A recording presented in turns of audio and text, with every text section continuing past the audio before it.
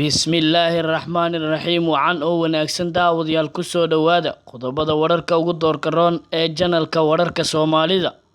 Qodobada aan idin haynana waxaa ka mid ah beelaha Habargir iyo Abgaal oo cadaadis xooggan saaray madaxweyne Farmaajo, waxgaradka Jubbaland oo la soo baxay weji cusub iyo qorshe lagu afgambinayo Axmed Madoobe oo ay ka bilaabeen magaalada Kismaayo. Xisbiga madaxweyne Xasan Sheekh Maxamuud oo doorashada Galmudug u wata musharax culus. Cumar Finish oo amar culus dul dhigay gudoomiye ku-xigeenada gobolka Banaadir. Banaanbaxyo looga soo horjeedo dowladda oo ka dhacay magaalada Kismaayo. Farmaajo oo beesha caalamka hal arrin kala shiray iyo hal ujeedo oo yaab leh oo ciidamada AMISOM loo geeyay magaalada Dhuusamareeb. Intaasi waxay ahaayeen daawadayaal qodobada wararka ugu doorka roon, markana waxaad ku soo dhawaataan iyagiyo faahfaahsan. Xisbiga Midowga Nabadda iyo Horumarka ee UPD ee uu hogaamiyo madaxweynihii hore ee Soomaaliya Xasan Sheekh Maxamuud ayaa wada qorshe ay musharax culus ugu sharaxayaan doorashada Galmudug ee la filayo in dhawaan ay ka dhacdo magaalada Dhuusamareeb ee xarunta gobolka Galgaduud. Musharaxa xisbiga madaxweyne Xasan Sheekh Maxamuud ayaa la sheegay inuu yahay wasiirkii hore ee arrimaha gudaha Soomaaliya, haddana ah xildhibaan ka tirsan Golaha Shacabka Cabdiraxmaan Maxamed Xuseen Odawa ayaa maanta si rasmi ah ugu dhawaaqay inuu yahay musharax u taagan xilka madaxweynaha dowlad goboleedka Soomaaliyeed ee Galmudug. Xildhibaan Odawa ayaa noqday musharaxii ugu horeeyay ee meel fagaara ah ka sheegay inuu yahay musharax madaxweyne ee u tartamaya xilka hoggaanka ugu sareeya ee maamulka Galmudug. Sidoo kale waxa uu ka mid noqon doonaa musharaxiinta ugu miisaanka culus ee ka qaybgalaysa doorashada Galmudug. Cabdiraxmaan Maxamed Xuseen Odawa ayaa si weyn looga xasuustaa doorkii uu ka qaatay dhismihii maamulkii hore ee Galmudug ee lagu dhisay magaalada Cadaado intii uu ahaa wasiirka arrimaha gudaha Soomaaliya. Dowladda Federaalk ee Soomaaliya ayaa galaangal xooggan waxay ugu jirtaa sidii ay doorashada Galmudug iyo sidoo kale shirweynaha dib u heshiisiinta ay saameyn weyn uga yeelan lahayd.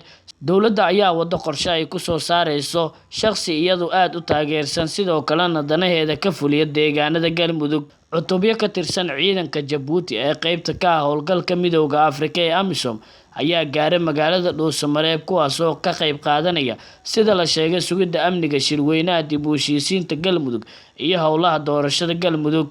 Ciidamada Jabuuti oo safar dhinaca dhulka ugu soo ambabaxay magaalada Beledweyne ayaa soo maray degmada Matabaan iyo degmada Gurceel waxayna si nabad ah ku yimaadeen magaalada Dhuusamareeb. Saraakiil ka tirsan ciidamada xoogga dalka Soomaaliya qaybta 12aad iyo qaybaha kala duwan ee bulshada ayaa ciidamada uga hortagay afaafka hore ee magaalada Dhuusamareeb, arrintaas oo si la yaab leh ku noqotay dadweynaha reer Galmudug maadaama shacabka iyo ciidankuba ay aad u taageereen in ciidamo shisheeye la geeyo magaalada Dhuusamareeb. Gawaarida gaashaaman iyo kuwa xamuulka oo ay ciidamada Jabuuti wateen ayaa lagu arkayaa bartamaha magaalada Dhuusamareeb waxayna saldhig weyn ka sameysteen garoonka diyaaradaha iyo xarumo kale oo muhiim ah. Sida ay noo xaqiijiyeen xubno ka tirsan xafiiska ra'iisul wasaaraha, ciidamada AMISOM ujeedka ugu weyn ee loo geeyay magaalada Dhuusamareeb ayaa ah in laga cabsi qabo in ahlu sunna wal jameeca inay dhaqdhaqaaqyo ciidan ka sameeyaan magaalada, sidoo kalena ay dagaal ku soo qaadaan ciidamada dowladda ee dhawaan la geeyay magaalada Dhuusamareeb. Sidoo kale ila wareejin lagu kalsoonaan karo oo iyaguna ku sugan xafiiska madaxweynaha ayaa waxay noo xaqiijiyeen in ujeedka labaad uu yahay in lagu handado musharaxiinta kale ee dowladda culayska ku saaraya hoggaanka sare ee doorashada Galmudug oo ay dowladda doonayso inay soo saarto shakhsi ay iyadu wadato. Dowladda Federaalk ee Soomaaliya ayaa afgambi farsameysan ku sameysay awoodda ciidan ee ahlu sunna wal jameeca taasoo hadda u muuqatay inay meesha ka baxday. Dowladda Federaalk ee Soomaaliya ayaa la wareegtay ciidanka ahlu sunna iyo sidoo kale saraakiishii ahlu sunna ee daacadda u ahaa ee uu ugu horeeyo taliyaha hadda loo magacaabay qaybta 15aad ee Generaal Mascuud kaasoo hadda daacad u noqday dowladda Federaalk ee Soomaaliya. Gudoomiyaha cusub ee gobolka Banaadir aana duqa magaalada Muqdisho Cumar Maxamuud Maxamed Cumar Finish ayaa maanta kulan gaar ah waxa uu la qaatay ku-xigeenada maamulka gobolka Banaadir. Gudoomiye ku-xigeenada uu la kulmay ayaa kala ah gudoomiye ku-xigeenka maamulka iyo maaliyadda, gudoomiye ku-xigeenka amniga iyo siyaasadda iyo sidoo kale gudoomiye ku-xigeenka howlaha guud. Waxaa kulanka ka maqnaa Basma Caamir Shakeeti oo ahayd gudoomiye ku-xigeenka arrimaha bulshada ee maamulka gobolka Banaadir. Sidoo kale kulanka ayaa aad looga hadlay xoojinta isla xisaabtanka iyo arrimaha amniga ee maamulka gobolka Banaadir. Sidoo kale mas'uuliyiintan ayaa aad ugu wada shiray sidii loo sugi lahaa amniga xarunta oo aad loo adkeynayo sida qorshaha uu yahay iyo sidii loo dardargelin lahaa ciidamada ka howlgalaya. Mas'uuliyiinta iyo gudoomiye Cumar Finish ayaa aad uga wada hadlay sidii loola dagaalami lahaa musuqmaasuqa iyo cadaalad darro lagu sameeyo shacabka gobolka Banaadir. Cumar Finish ayaa kulanka uu la qaatay gudoomiye ku-xigeenadiisa ayaa noqonaya kulankii ugu horeeyay tan iyo markii uu xilka la wareegay kadib munaasabad xilli habeen ka dhacday gudaha caasimadda gaar ahaan xarunta maamulka gobolka Banaadir. Sidoo kale xarunta waxaa ka bilowday iska shaki iyo sidoo kale shaqo aan si toos ah u socon oo ay raali ka yihiin maamulka sare ee gobolka Banaadir. Kamid ah waxgaradka deegaanada maamulka Jubbaland ayaa bilaabay dadaalo lagu dhexdhexaadinayo dowladda federaalka ee Soomaaliya iyo maamulka Jubbaland. Odayaasha oo isxilqaama ayaa la kulmay madaxweynaha maamulka Jubbaland Axmed Madoobe waxayna kala hadleen sidii xal waara looga gaari lahaa khilaafka dowladda dhexe iyo maamul goboleedka Soomaaliyeed ee Jubbaland. Sidoo kale waxay kulan gaar ah la qaateen siyaasiyiinta ka soo horjeeda Axmed Madoobe ee iyaguna isku doortay magaalada Kismaayo waxayna sheegeen inay rajo wanaagsan ka qabaan in la soo afjaro khilaafkii ka dhashay doorashada Jubbaland. Odayaasha dhaqanka ayaa lagu wadaa inay soo gaaraan magaalada Muqdisho si ay ula kulmaan madaxweynaha iyo ra'iisul wasaaraha.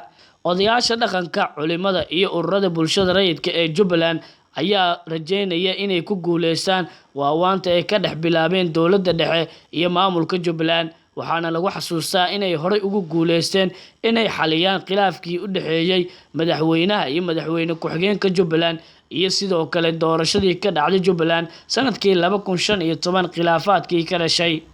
Magaalada Kismaayo ee caasimadda ku-meel gaarka ee maamulka Jubbaland saakay waxaa ka dhacay banaanbaxyo looga soo horjeedo dowladda federaalka ee Soomaaliya.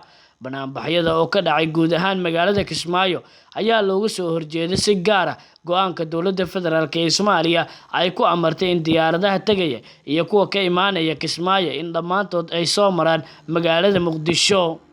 Dowladda federaalka ee Soomaaliya ayaa amarkaas waxay ku soo rogtay diyaaradaha waxayna ku micneysay in la hubinayo amniga Soomaaliya.